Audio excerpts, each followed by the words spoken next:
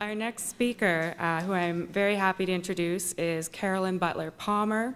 She is Associate Professor and Williams Legacy Chair in Modern and Contemporary Arts of the Pacific Northwest in the Department of Art History and Visual Studies at the University of Victoria. Her research focuses on the intersections of vernacular arts and experiences of modernity, modernism, and contemporaneity. Her research interests, I made a big mistake there. I jumped one sentence. I'll go back in. Her research interests also interrogate the relationships between intangible and tangible heritage, curatorial practices, art history as social knowledge, artistic identities, and the idea of Pacific Northwest art. She has held the University of Pittsburgh's Mellon Fellowship and has been a scholar in residence at the Georgia O'Keeffe Research Center, which is located in Santa Fe. Dr. Butler Palmer is currently working on an intergenerational study of Ellen Neel, her children, and her grandchildren.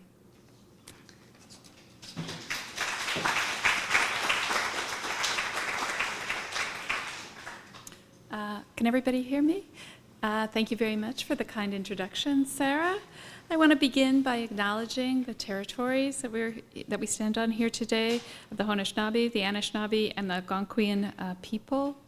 And I wanted to thank you all for being here today and the organizers of the conference for putting this together. I owe a special debt to the members of the Neel family. Ellen Neel, has 3 living daughters, Cora Beddoes, Pamela Creasy Neel, Teresa Neel. She has 3 grandchildren who are practicing artists, David Neel, Luann Neel, Travis Neel, and 2 grandchildren who are now students at Emily Carr University and also artists, Edwin Neel and her namesake, Elena Neel. They have spent a lot of time with me, drinking tea and sharing stories, and so much of the research today really comes from that, those interactions. Okay. Where's just our image credits? Okay. During the modernist century that lasted from the 1860s to the 1960s, performance, not graphic or plastic art, was available space for Native artistic production, and further that performance offered the most favorable site for Native negotiations of the dominant culture's images of Indians as pre-modern, degenerate, and vanishing. While commodity culture and new technologies of travel and reproduction tended towards the broader diffusion of old stereotypes and new assimilationist dogmas about Indians, these same aspects of modernity also enhance the mobility of the Native actor and therefore his or her ability to intervene in the racist discourses, so wrote Ruth Phillips in Performing the Native Woman in 2001.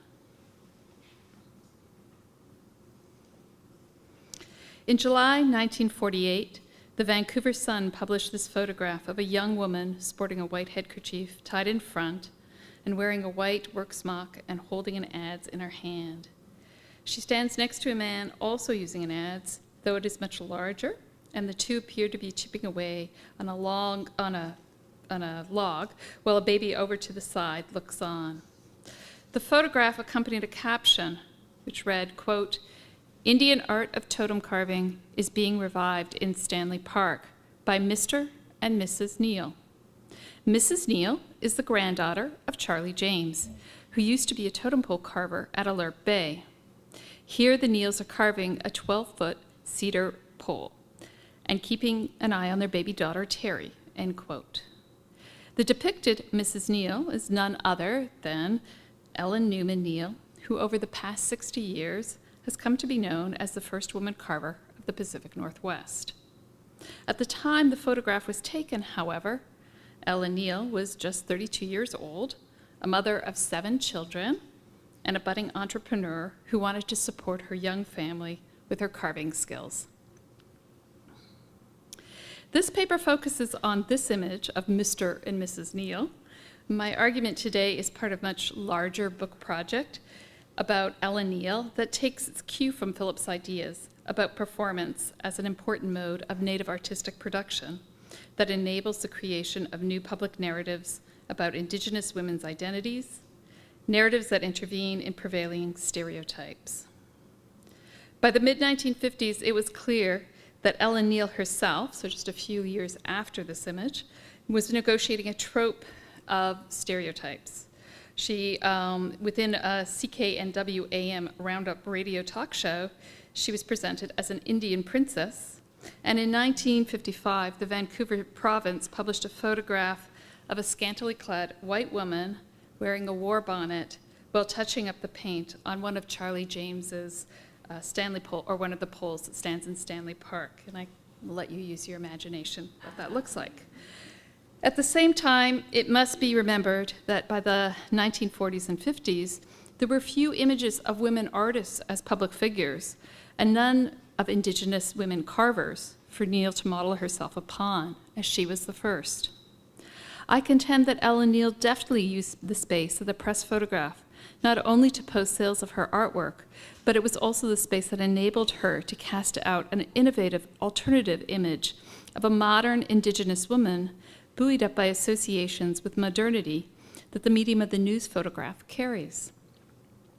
The July 1948 Vancouver Sun photograph, I argue, was an early iteration of Neel's public identity in which she assumes a persona akin to the popular cultural image of Mrs. Builder.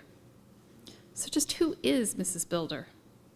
According to geographer Richard Harris's 2012 book, Building a Market, The Rise of the Home Improvement Industry in 1914 to 1960, the housing boom in both Canada and the United States was inflected with a new do-it-yourself sensibility, prompted by a lingering sense of Depression-era thrift, the can-do attitude of World War II, and the post-war housing shortage throughout North America. Post-war developments were often located in communities just beyond the borders of major metropolitan areas, such as Burnaby and North Vancouver in British Columbia's Lower Mainland. Individual houses were the combined creations of professional builders who often started the home, and the new homeowners who went in to finish basements, attics, paint interiors, landscape exteriors, and renovate existing dwellings. These home building tasks, Harris contends, were often known as building, woodworking, hobbies, and DIY or do-it-yourself projects. They were rarely known as chores. According to Harris, owner-builder activities were also affected by gender dynamics of the era. In contrast to Mr. Fix-It projects of decades gone by, DIY projects of the post-war era were larger in scale and often involved women's hands. This change, Harris contends, could be traced back to the fact that wartime industry had so relied on women's work as exemplified by the iconic image of Rosie the Riveter. In the post-war DIY projects, women often nailed down floorboards, painted walls, and hung drywall. And according to oral histories by Harris, they often did so while tending their children. Harris notes that this shift was also a product of advertising campaigns that aimed to reconfigure lumberyards, once the bastions of male masculinity, to home hardware or home improvement stores that courted suburban women consumers by putting them in the DIY picture, as exemplified by a period advertisement for Pro Enamel paints, in which we have a husband and wife team putting the paint on a cabinets. And it's with images like this that Mrs. Builder comes into being. The Neels themselves had close connections to the building trades. Ted, Ellen Neel's husband, was a trained tinsmith and opened a sheet metal shop shortly after they were married, first in Alert Bay, and then it moved to Vancouver in 1943. As a 1939 advertisement for Neel's The Nimkish Metalworks, that's the shop when it was up in Alert Bay, reveals his work went well beyond sheet metal to include basic home repair work, including setting toilets and fixing stoves. In 1946, however, Ted suffered a stroke and became unable to maintain his business. And so Ellen Neel really started to amp up her own carving business. Oral histories with friends and family members indicate that Ted Neel was really behind the business and the promotional plan for Ellen Neel's new carving totem studio. It was therefore not too surprising that his knowledge of the building industry would inflect Ellen Neel's public persona as she entered into public life. Ellen Neel's identity as Mrs. Builder took some time to surface, however. The first article published about Neel appeared in July 1947 in the Native Voice, a Vancouver-based Indigenous newspaper. A few months later, the February edition of the paper published an article about Ellen Neel, and it includes the first published photograph of Ellen Neel. Both of these two articles call attention to the fact that Ellen Neel descends from an eminent line of hereditary carvers and provides details about her artwork. They also note that she is the mother of numerous children, and both articles mention Neel's concerns about how she was interested in preserving quality in Indigenous artistic production, as well as finding a way that Indigenous artists could be ensured a fair compensation for the work. The photograph that appears in this second article, the one on the screen, visualizes Ellen Neel in a very eminent carving heritage. She appears alongside her uncle, Mungo Martin, and the pole in the background was carved by her grandfather, Charlie James. It is striking then that in April 1948, just 3 months after this, for the UBC conference about Native Indian affairs, Ellen Neel would not be introduced as either an artist or carver, but rather as a skilled woodworker. Oh, and I guess you can't really see it, but right up here, they introduce her as a skilled woodworker. A vocation enmeshed in the period discourse of DIY culture. Although it is entirely possible that the term woodworker surfaced here simply because conference organizers thought it was more accessible than carver, it would seem that the term sculptor and artist would have served just as well as it had in the previous two Native Voice articles. This shift in identification is especially curious given that much of her speech is centered on ensuring the quality and authenticity of Indigenous art and securing fair compensation for Indigenous artists, as had the previous articles. But she also observes that, quote, public buildings, large restaurants, and halls have already begun to utilize some of the art. In short, we need only to have some sort of organization to which architects, builders, and manufacturers could go to and guarantee authentic reproductions, end quote. She then went on to add, quote, both my husband and I stand ready to contribute what we can to any group furthering these names. We have plans and we are willing to share, end quote. That she differentiates between architects and builders reveals something about her intimate knowledge of the building trades, for not just any builder could be referred to as an architect. Perhaps her recommendation to establish an organization to ensure authenticity of Native art was also inspired by architecture's governing guild system, such as the Royal Architectural Institute of Canada, and the building industry magazines at this time made lots of references to the different sorts of trade guilds there were. Moreover, the way in which she references her husband Ted suggests that he and she are part of a team, much like that of Mr. and Mrs. Builder. Neel faced an array of obstacles in her efforts to shape her own identity as an Indigenous woman artist, and she had many challenges to overcome. For just the day after Neel's celebrated UBC address, the Vancouver province published an article with a photograph of a very polished and professional suit-clad Ellen Neel admiring her 9-foot pole for sale at the Arts and Crafts Fair that accompanied the conference.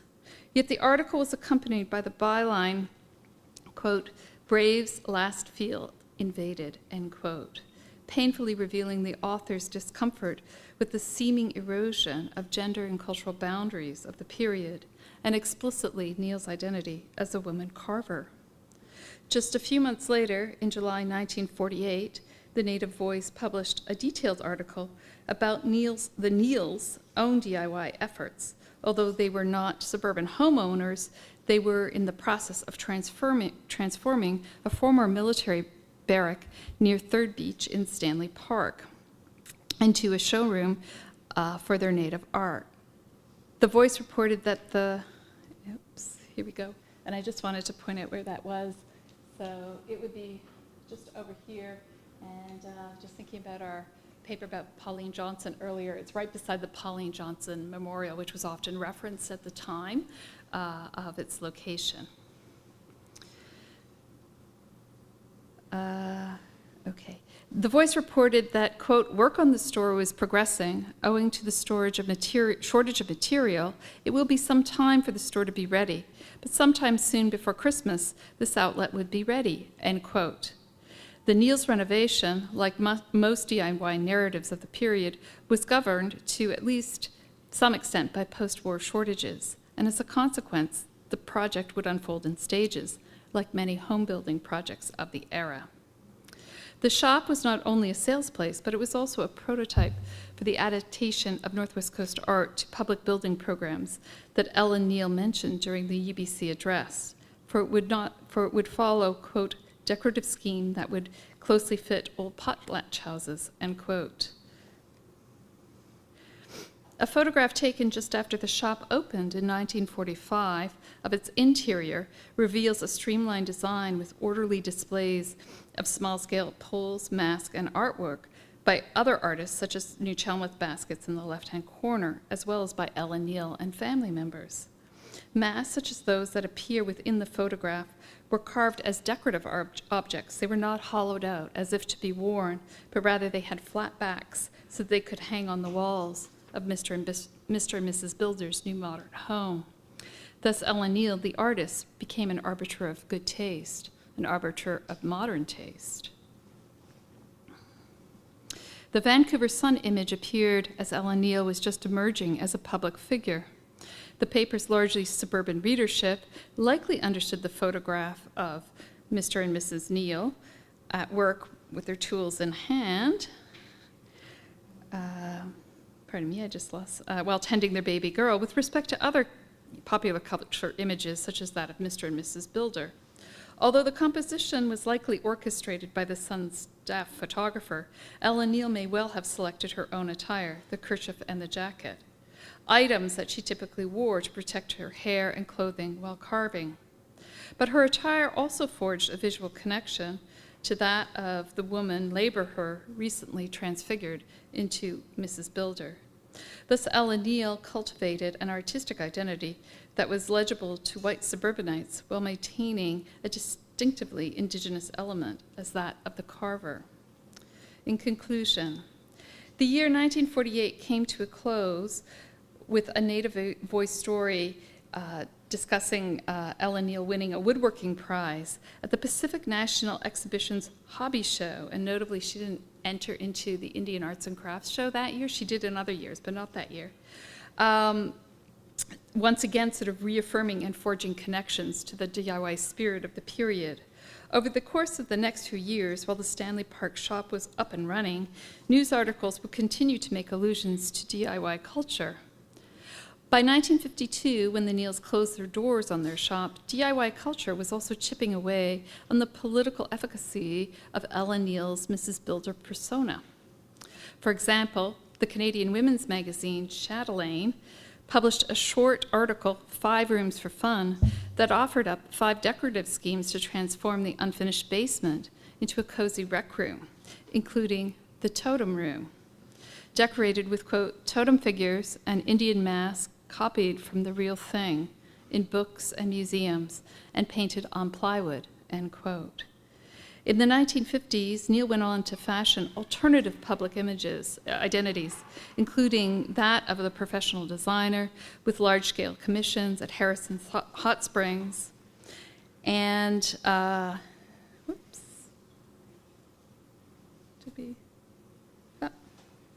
of Harrison Hot Springs and an installation of poles at the Westmount Mall in Edmonton. Though as late as 1960, in preparation In preparation for a show at Stratford, Ontario, Ellen Neel would present herself as a woman who knew her way around the lumberyard, as she's depicted here with a log given to her from the Zellerbach Lumber Corporation. Thus, the persona of Mrs. Builder served Ellen Neel, at least for a while, as a means of intervening in those stereotypes of the Indian princess or the sexualized Indian woman. And it was through that lens of the sort of modern camera and Mrs. Builder persona that she did so. Thank you very much.